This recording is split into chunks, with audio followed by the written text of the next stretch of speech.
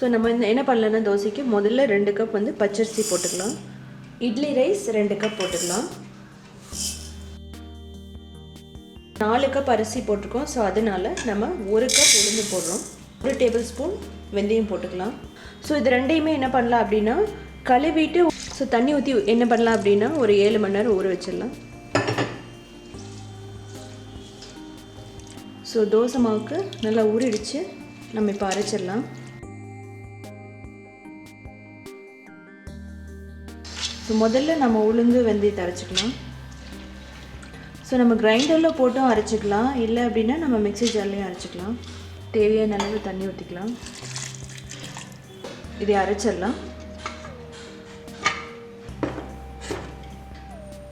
நம்ம உளுந்து அரைச்சாச்சு.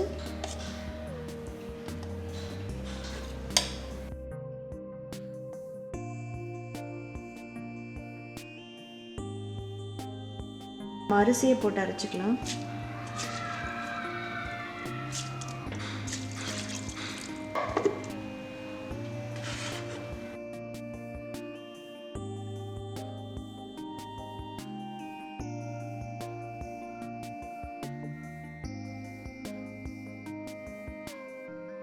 உப்பு போட்டு புளிக்க வச்சிடலாம்.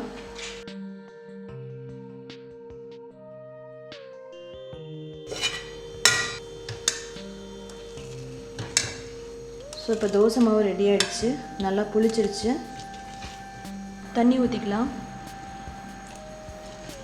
தண்ணி ஊற்றிட்டு கன்சிஸ்டன்சி கரெக்டாக வர வரைக்கும் நல்லா கலக்கிக்கலாம்.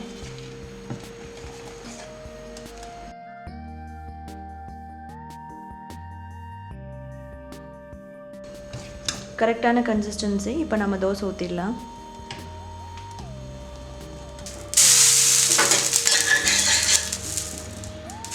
ஸோ இப்போ நம்ம தோசை ஊற்றிக்கலாம்.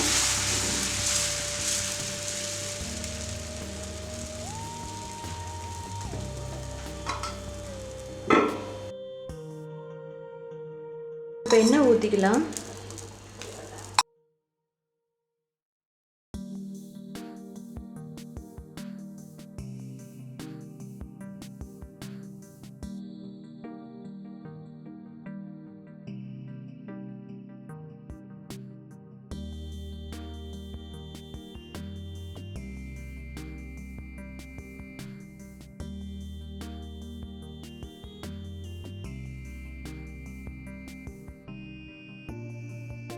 மசாலா தோசைக்கு நம்ம முதல்ல என்ன பண்ணலான்னா ஒரு 2 டேபிள் ஸ்பூன் ஆயில் ஊற்றிக்கலாம். கடுகு போட்டுக்கலாம். கடலை பருப்பு,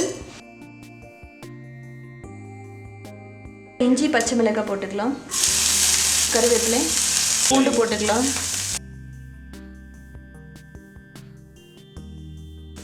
உருளைக்கிழங்கு போட்டுக்கலாம். மஞ்சள்தூள் போட்டுக்கலாம். மிளகாய் தூள்,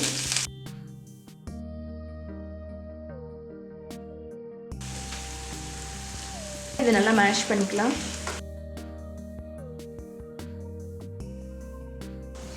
ஸோ இந்த மசாலாவுக்கு வந்து நம்ம பீட்ரூட் ஆட் பண்ணிக்கலாம், இல்லை அப்படின்னா காலிஃப்ளவர் ஆட் பண்ணிக்கலாம். ஸோ நம்மளுக்கு டேஸ்டான உருளைக்கிழங்கு மசாலா ரெடி. ஸோ இப்போ மைசூர் மசாலா தோசை எப்படி செய்யுதுன்னு பார்க்கலாம். ஸோ நம்ம இதை எடுத்து தோசையில் போட்டுக்கலாம். ஸோ மசாலா தோசைக்கு முதல்ல நம்ம தோசை ஊற்றிக்கலாம்.